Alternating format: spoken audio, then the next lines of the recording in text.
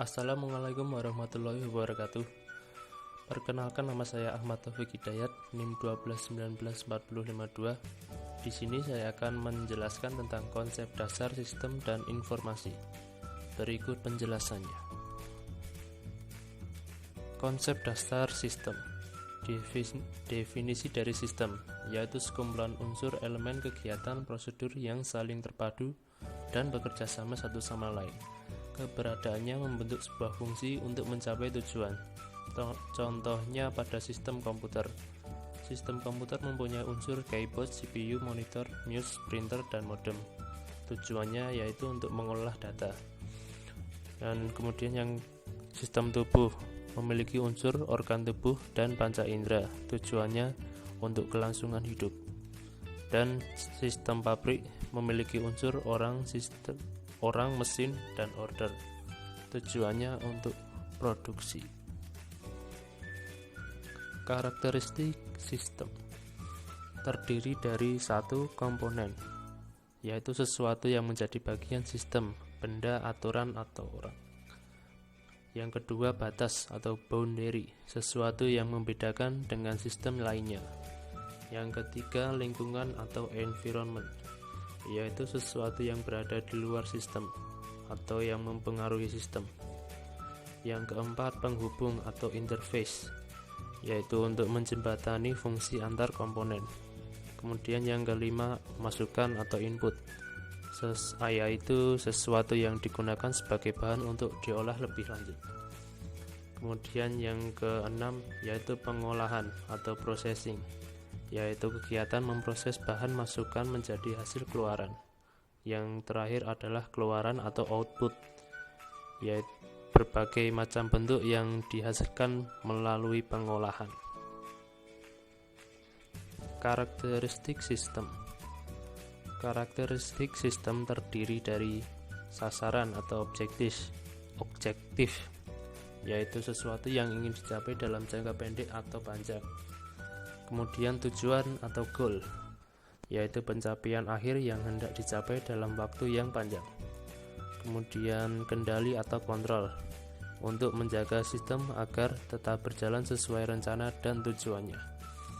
Dan yang terakhir adalah umpan balik atau feedback, yaitu untuk mengukur operasional proses sistem atau mengembalikan kondisi menyimpang menjadi standar. Kemudian klasifikasi sistem. Klasifikasi sistem terdiri dari satu, sistem abstrak dan sistem fisik. Abstrak sistem, yaitu tidak tampak nyata, seperti OS, program komputer.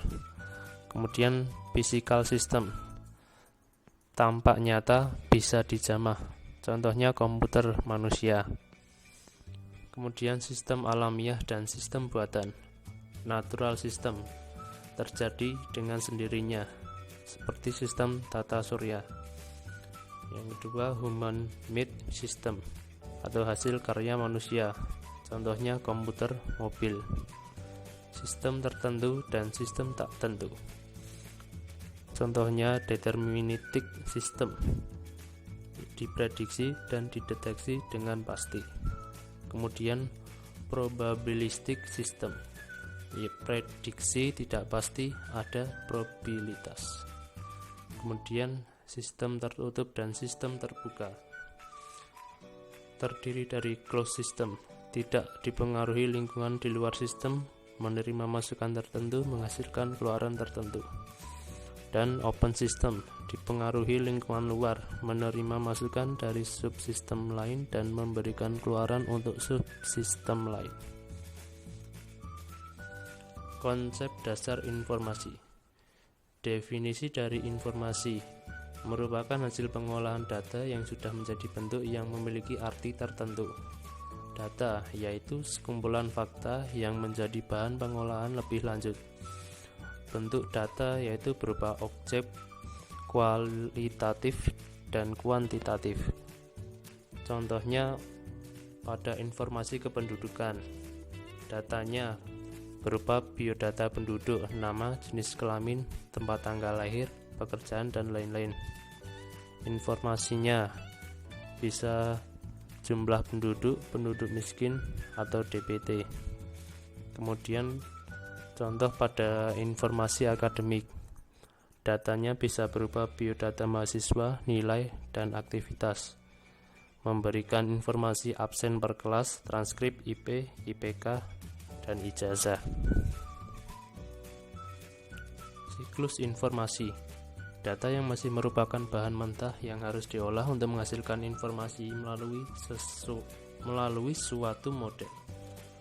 Model yang digunakan untuk mengolah data tersebut disebut model pengolahan data atau dikenal dengan siklus pengolahan data atau siklus informasi. Faktor informasi. Faktor informasi ada fungsi, biaya, nilai, dan mutu informasi.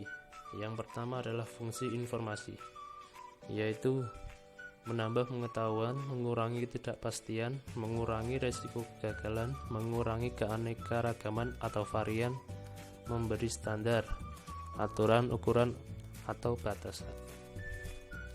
Kemudian nilai informasi.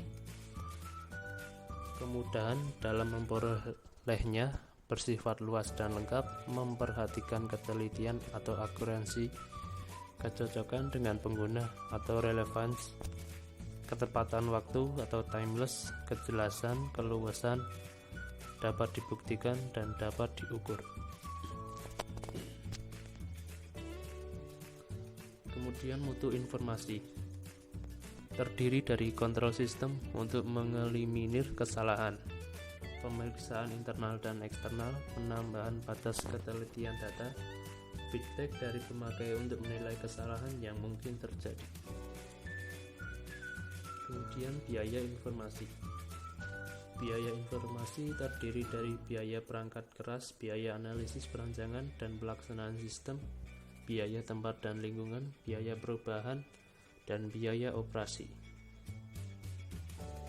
Manfaat dari sistem informasi yaitu yang pertama, meningkatkan efisiensi operasional.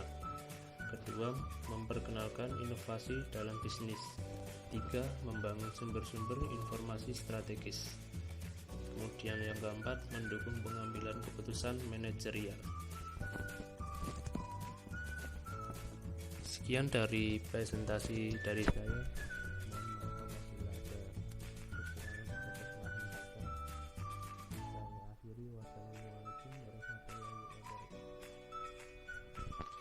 Apabila ada yang dipertanyakan, bisa komen